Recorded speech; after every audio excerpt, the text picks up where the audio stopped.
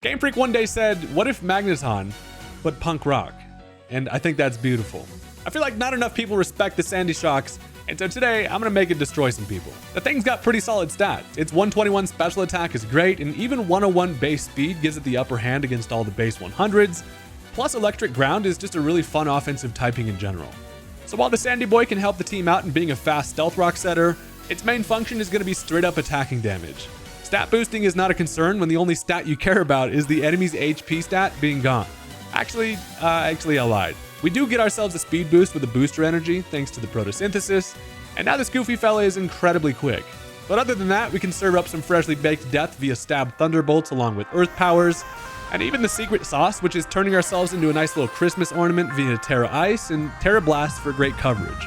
Sandy Shocks is just a super fun Pokemon that I feel like gets slept on these days, so it's game time for our magnetic fella.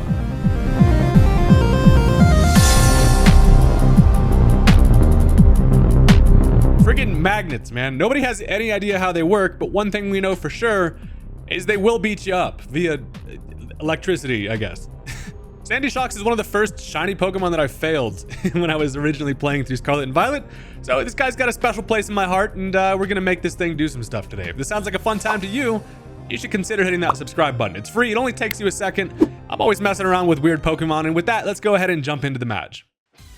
Alright, so as I'm looking at the situation here, I realize I don't know what's gonna happen as a lead. Maybe Cinderace. I decided to go for Slowbro just because, you know, I don't know, thing can stay alive and dish out some Scalds, and that's never a bad time. So it turns out they end up leading off with the Rhyperior, which is actually perfect. And as much as I expected them to just switch out, fearing the hot water, they just stay in and go for a Mega Horn, which does connect, it does hurt, but then they pay the price in being drowned via hot Slowbro spit. Pause. That's going to take care of the Rhyperior turn 1, though, and that feels pretty nice. They didn't click the Stealth Rock, which, you know, I take some damage there. Good thing is, though, we regenerate, and I can just switch out and come back in healthy, so that feels like a pretty solid turn 1. Now, as they end up bringing in the Quaquaval, this little peacock, or big peacock, whatever this thing is, it hurts. This thing is very scary, and I need to kind of tread carefully around this guy. So I go into the Decidueye here because, first of all, I'm thinking maybe they don't click the Aqua Step. Main thing I need to be aware of here is I can't let this thing get to like +2 speed. If it gets 2 Aqua Steps, I'm gonna have a bad time. And also, as I know they probably have like the Ice Spinner as coverage, turns out they have the Brave Bird, and that's even worse. And so, you know, that takes care of Decidueye. However, the great situation here is as they also stack a Moxie boost, this thing got a free Dragon Dance, essentially. It's at Moxie, it's got a +1 speed, and, you know, Sausage Toes over here is just dancing around menacingly, and it's very scary. But this feels like a great opportunity to go into the Sandy Shocks, and the reason for that is because I can come in, look punk rock as hell, and I get a Photosynthesis, gonna be able to boost my speed, and I am definitely faster than this thing. We're both at +1 speed, essentially, so barring this thing going for any type of crazy Terra, which I'm really hoping they don't go for, I just click a T-Bolt. They do just stay in. Turns out no defensive Terra, and now we're having Fried Peacock for lunch. So that's going to be able to take care of that. And that immediately feels good. That's just such a big threat out of the way. There's countless times where Quaquaval seems to ruin my day. Anyway, as they end up bringing in Blastoise here, I'm like, I'm not going to fall for this. I feel like either they Terra or they want to bait me to Thunderbolt, and I know they have an Electivire over here. So I decide to predict the switch and go for the Earth Power. Turns out they do bring in the Evire, and he lives with an invisible Focus Sash, which is crazy, but not that big of a deal because I can just go for it again. It is going to be able to pick it off. Down goes the Electivire, and that thing was probably trying to get some shenanigans going with its Motor Drive ability, but not today. Sandy Shocks is having none of it, so that feels pretty nice. And honestly, Sandy Shocks also, looking at their entire squad, has just such a good matchup here that I'm really trying to capitalize on that, especially because now as they bring in the Garchomp, Sandy Dragon Boy is afraid of one thing, and that is one singular snowflake. So I go for the Terra Ice here, and, you know, just knowing that I'm going to be able to outspeed, even if Buddy is Choice Scarf, I can go for that Terra Blast, and it pays to have the old, basically Hidden Power Ice. You guys remember the days of Hidden Power? Pepper Ridge Farm remembers. That's going to be able to just delete the Garchomp. And young Sandy Cheeks is over here going on a tear, and nothing can stop it. What might be able to stop it, however, could be Cinderace. Now being Ice type, if this thing is either a Focus Sash or going to go for a Terra, we're going to have a bad time. Turns out, no Terra. I go for the Earth Power. That's just going to straight up take care of the Cinderace. I was kind of thinking even if it had Sucker Punch or something, it's got to try to get some damage. But the Magnets are just straight up carrying us to victory, because now their final mon is going to be the Blastoise. There is one bad situation that could happen for us here. First of all, as I go for the safe T-Bolt, they have to basically use their Terra if they have it. They do go for the Terra, And I'm worried about if this thing clicks Shell Smash, it will be just barely faster than +1 speed Sandy Shock. So they go for the Terra Electric, which kind of cracks me up. It always looks like Buddy's got a bright idea. And it is at least now going to be able to take a Thunderbolt nicely. And, you know, I'm at least not weak to water at this point. Turns out they do not go for the Shell Smash. They go for the old forehead Flash Cannon. And that's not even going to do half. We're able to take that nicely. Now I can just Earth Power it. It's weak to the ground.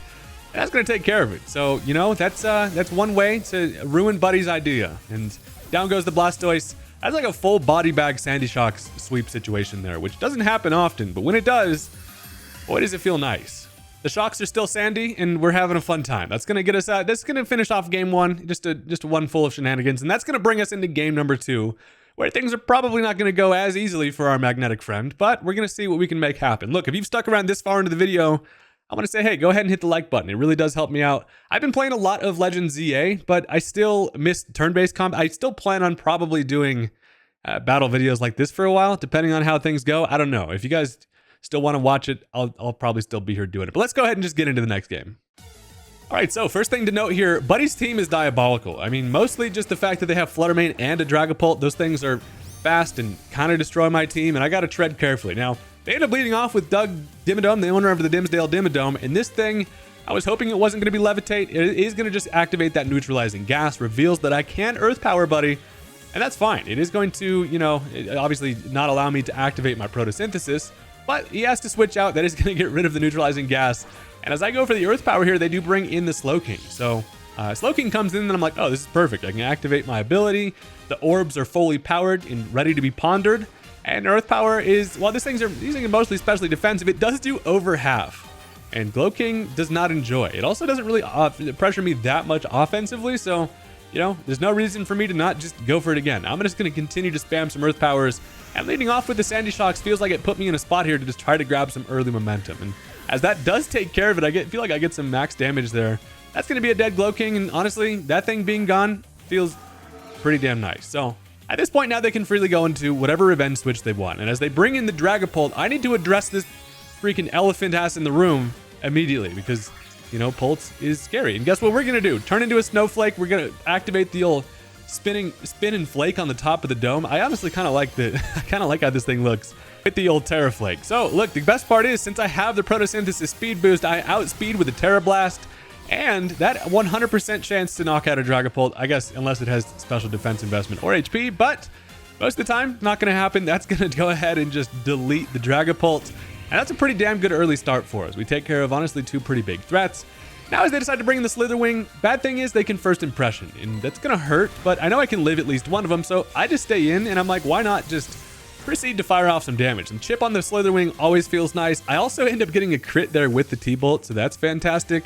Now, as they can't go for another first impression, they're just going to not probably want to take another T-Bolt. So I just stay in and we're just mashing buttons at this point. Back comes the Wheezing here. Young Sludge Mustache does not take 2 Thunderbolts nicely. Hitting this thing on the special side is, you know, definitely the way to do it. It does get some leftovers, but it's going to be Buddy's last meal because now I can just Earth Power. That's going to finish off the Wheezing, and just like that, the Prehistoric Magneton has put us in a winnable position. I just got to see if we can bring it home. So down goes the Wheezing. Now as they can go into whatever they want. I'm feeling like they probably go into the Slitherwing, right? Just first impression. Nope, they actually decide to bring in Entei. And as much as I think this thing's going to extreme speed, I'm feeling like I'm going to get a little crazy on a prediction here. Well, you know, honestly, I probably shouldn't have. I just stay in and go for the Earth Power thinking maybe they over-predict and don't click extreme speed, but they do. You know, it's fair. They had no reason not to click it there. I just stayed in just in case. But at least now on the revenge switch in, I can have a decent upper hand. So the Sandy Shocks goes down. Unfortunately, the Terra goes down with it, but I've done a decent job. But it's not quite done yet because they still have some very scary stuff left. So I decided to bring in the Torkoal first of all. I want to try to set up some Stealth Rock here. I can, you know, really punish that Entei the next time it switches in. And the main thing we're worried about is freaking Flutter Mane. And of course, the bad thing about Torkoal is that setting up the Drought is going to give it a free Photosynthesis. So it gets a speed boost, which is fine. It was faster than everything anyway. So that honestly, that feels pretty good. I do get up my Stealth Rock, which is great. And now I'm kind of at a back against the wall situation where I'm forced to really just go for some Lava Plumes. And my main objective at this point is damage the Flutter Mane as much as humanly possible.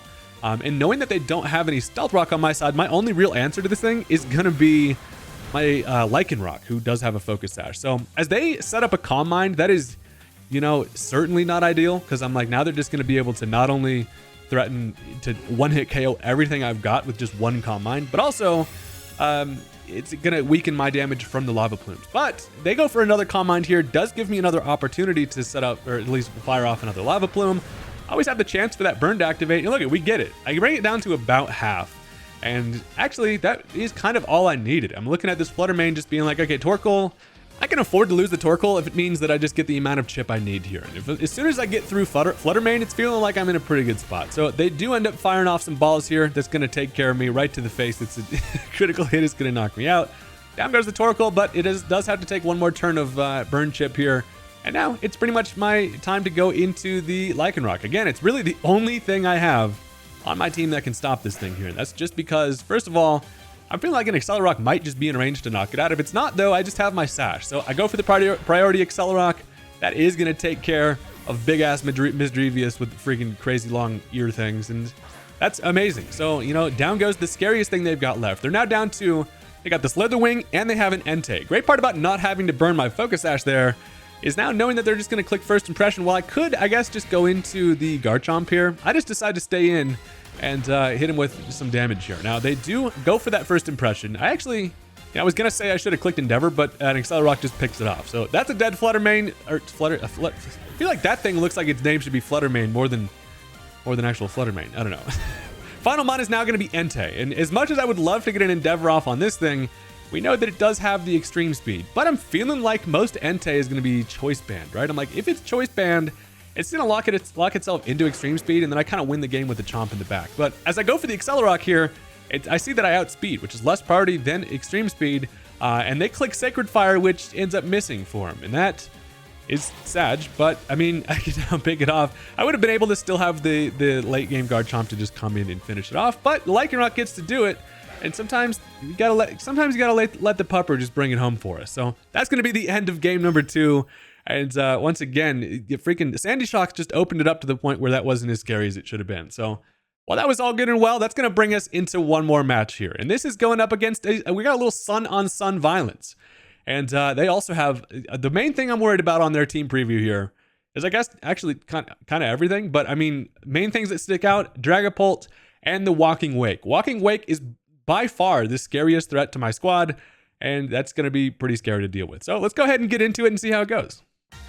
Okay, so key point to this game is going to be Sun management. And the main thing is their Sun Sweepers are far scarier than what my Torkoal is on my team for. So that is not ideal. Now, good thing is, as they lead off with the Weavile, I lead off with Lycanroc, and this feels like an easy kind of turn 1 here. I can go for an Accelerock. I'm thinking they probably just either get damage or try to maybe go for an Ice Shard. It turns out, as I Accelerock just for the damage to try to break this thing's Sash, they click the Swords Dance. And while that could have been very scary, freaking Ice-type Wolverine over here, now I just pick it off with another priority Accelerock, and just like that, down goes the Weavile. Very scary threat out of the way, and you know, sometimes Lycanroc a lot of the time tries to set up Stealth Rock turn 1. Sometimes it works out to not, and that's fine. You know, so down goes Weavile, and now they decide, you know, this place ain't quite sunny enough, so they do go into the Torkoal. And as much as I want to go for a Stealth Rock, I'm like, this thing's just going to be able to rapid spin. And also, if I'm them, I'm probably either clicking Stealth Rock or a Will-O-Wisp here. And who switches in nicely is going to be the freaking Garchomp. You may have thought, hey, since I'm expecting a Will-O-Wisp, why the hell go into Garchomp? And that would be because my Chomp has glasses. And while his eyesight may be shit, his special attack is what he's working on here. So I do get burnt, and they're probably thinking that's a great position for them to be in. However, again, yeah, I'm Choice Specs. I can now fire off a little surprise Specs Earth Power, and that is almost gonna I'm tired of the invisible Focus Sashes. I don't know what the hell is happening lately, but it lives it with one somehow, and it allows it to set up its Stealth Rock, which is annoying because that also, I mean, that reveals you get like basically one turn of surprise with, you know, special attacking Chomp, and that was it. But honestly, that's fine because that kind of takes care of Torkoal.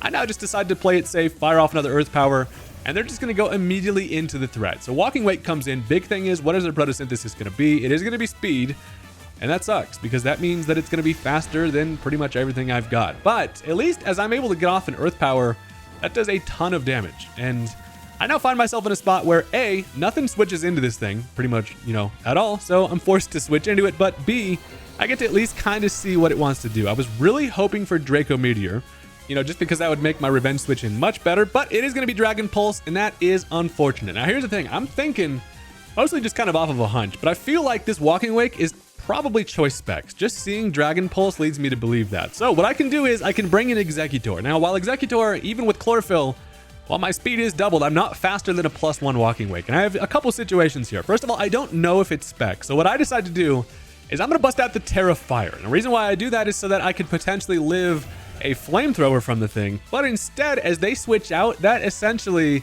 is going to lead me to believe, yeah, it's got to be choice specs, right? There's no other way around it. Now, they end up switching into the Great Tusk, which actually is fine. Now, the good part about Executor switching is it does kind of allow me a good position here on. Nothing really switches into it nicely. So as I go for the Terra Fire, it does turn out to be for no reason. And now what sucks is, even as I get a Solar Beam off, that it's going to just, blast Buddy right in the forehead between the tusks. But it does unfortunately now leave me vulnerable to a Hydro Steam from the Walking Wake. So the theme of this match, it's feeling like, is going to be their win condition is Walking Wake. And I need to be very careful with that damn thing. So, I take some Life Orb there, and now they can just go right back into Walking Wake. And while I get a free kill on the Tusk, Walking Wake is able to just continually freely switch in as I haven't set up any Stealth Rock. It comes in, gets that speed boost, and I am frightened. Bad thing is, Walking Wake is naturally faster even than my Sandy Shock. So it's like, even if I get Sandy Shocks in with my Photosynthesis, it's going to be faster, especially because just seeing that it gets a Photosynthesis speed boost, that means it's timid max speed nature. So I let the Executor go down. Sadly, I kind of waste the Terra on that one. But as they lock themselves into Hydro Steam, at least I think, I don't know if they're specs. It has to be though, right? So I'm like, I'm going to bring in freaking Tropius. Now, while their Sunsweeper is Walking Wake, and mine is Atropius. So, not really even a level playing field there, but I can at least try to get some momentum off the fact that I know they have to switch here. And I go for the substitute as they bring in the Dragapult. This thing is kind of scary because now I'm like, well, god dang it, they probably are Infiltrator and going to go right through my substitute. But as they click the Flamethrower, thank god it's probably Clear Body. And the substitute does work out there. I wasn't even thinking about the Dragapult being Infiltrator until I saw that matchup, and I was like, oh, that could have been bad. Now, what this does is allows me to get off a little fly action. Now, this Tropius is weird as hell. It's supposed to be able to get into berry range, get off a Lychee Berry, and then go for a fly, and then harvest a Lychee Berry while in the sky and just be hilarious at the same time. But as they don't want the Dragapult to just take needless chip here, they decide what they can do, and honestly a good play, is bring in Torkoal. I really should have prioritized getting backup Stealth Rock so that the Torkoal would, faint upon switching. But as I take care of it, I get the Sun back up, and now just like that, Walking Wake's ass can come back in and just threaten my life all over again. And boy, am I having a tough time here against the freaking Wake. So obviously nothing is switching into this, so I just leave Tropius in to just kind of, I'm like, hey, Tropius, you gotta kill, buddy. And that's better than most Tropiuses get to see in their lifetime. So as I go down, I'm now down to 3 Mons left. And as we saw what they clicked there, they go for the Dragon Pulse. I'm like, okay, at least Torkoal can, take at least one of them. And look, the best thing that Torkoal can do here is click a Rapid Spin. Since their Torkoal is dead, they have no way to set up Stealth Rock. And one way that I can try to get around this Walking Wake is by getting rid of rocks so that I can maintain my Focus Sash on my Lichen Rock. That's kind of objective 1. But then, honestly, if the sun either wears off or I can find myself a spot to get Sandy Shocks with a Photosynthesis where my booster energy activates and their Walking Wake doesn't have it, I'll be faster with the Sandy Shocks. So that's kind of the win condition I'm playing toward. As they end up switching into the Galarian Slowking, however, this thing's a little bit annoying. I can't really hurt it that bad. I go for my own Stealth Rock just to try to punish switching just a little bit more. Now here's an overview of the match. They have the Galarian Slowking, they've got the Walking Wake, and then they've got that Dragapult in the back. So it's 3 very scary mons, but I feel like if I play my cards right in this late game, I can maybe make it happen. So I decided to stay in here with the Torkoal. I can't afford to really switch anything. I could potentially have gone Sandy Shocks there on a Sludge Bomb, but I feel like if I just grab enough chip here, I might be able to grab a kill with an Earth Power with the Sandy Shock. So it's going to kind of come down to whatever the sun wants to make happen here. So I go for 1 more Plume, which is funny because I outspeed the thing. And I also get the Burn, which is great because that's going to be in range to now not enjoy an Earth Power. And as much as they want to switch this thing out to get Regenerator, they can't really afford to, considering nothing they have really wants to switch into Sandy Shock's Earth Power. So the time has finally come to see if the magnets can put the pressure on. And the sun is sadly going to probably be up for just a little bit too long. While I can bring this thing in, I can likely just force them to leave in the Glow King and grab a kill on that. But then Walking Wake just comes in and outspeed. So it's really getting close here. Now I go into Sandy, I get that photosynthesis speed boost. I have not used my booster energy yet, and that's important. So I go for the Earth Power here. That is luckily going to be able to take care of the Galarian Slowking. And now it's a 2v2 match, and it could be anybody's game at this point. So with the sun still remaining up, their best bet is definitely just to go Walking Wake. It does come in and take a little bit of Stealth Rock this time. But here's the thing, this is the last turn of Sun, and as long as it doesn't have a booster energy, it's gonna lose that speed boost. So what I can do here is, considering it, thank God I got rid of the rocks on my side, I can go into Lycanroc, and I can live a Hydro Steam with my Focus Sash, and then the sun goes away. And then, the fantastic news is, this thing loses its speed boost. And I have kind of two positions here where, first of all, Lycanroc is just now gonna be faster, which is cool. But then, as I can bring back in the Sandy Shocks, I will be faster with the Sandy Shocks also because of the fact that I have my booster energy. So the sun goes away, it loses its boost. I realize I can just go ahead and click Close Combat, which I'm like, even if that doesn't kill, Sandy Shocks outspeeds, but I do get the kill with the Lycanroc, which is clutch as hell. And now down goes the Walking Wake. Finally, we got that thing out of there. Very dangerous Mon. Honestly, just maintaining my Focus Sash was really clutch there. And now their final Mon is going to be the Dragapult, who, if I can just get off one Accelerock, I will be able to put it in range to then where Sandy Shocks can come in and get my booster energy and then hopefully clean things up. So I get off the Accelerock. That does, not great damage, but honestly, that's enough, I think, for the Shocks to be able to clutch it out. One Shadow Ball is going to be able to take care of the Lycanroc. And now I'm like, if this is for whatever reason, like a Choice Scarf Dragapult, I'm going to be pissed. But it's actually Life Orb. Did we see that earlier? I think we did. But everything is fine because I've got the Magnets. The late game Magnets can come in. I'm able to get off a booster energy. And that is the clutch part about keeping the energy in the back pocket. I now get +1. I will be faster than the Dragapult here. And all I got to do is have enough damage with an Earth Power, which I think should be. I got this thing below half. As if this thing gets off a Shadow Ball with a Life Orb, it's gonna knock me out. Especially because now as they go for the Terra, I'm like, dude, don't be like Terra Flying. That would be diabolical. It turns out it's just gonna be Terra Ghost. They go for that just because, pretty much why not? If they get the attack off, it's gonna now knock me out for sure. But luckily that doesn't change anything defensively for them, and Earth Power is going to come through, and that takes care of the Dragapult, and that is going to be the end of the game on that one. So that Walking Wake was insane. The Dragapult was a massive threat, but luckily that booster energy came out at the right time, and that's going to do it for that match. That was insanely close, and I had a lot of fun with that one. This team has a lot of fun stuff it can do, and Sandy Shocks is definitely a cool one. So thank you guys very much for watching. I really do appreciate the support. If you're still watching this, thank you very much, and I will see you next time. Peace out.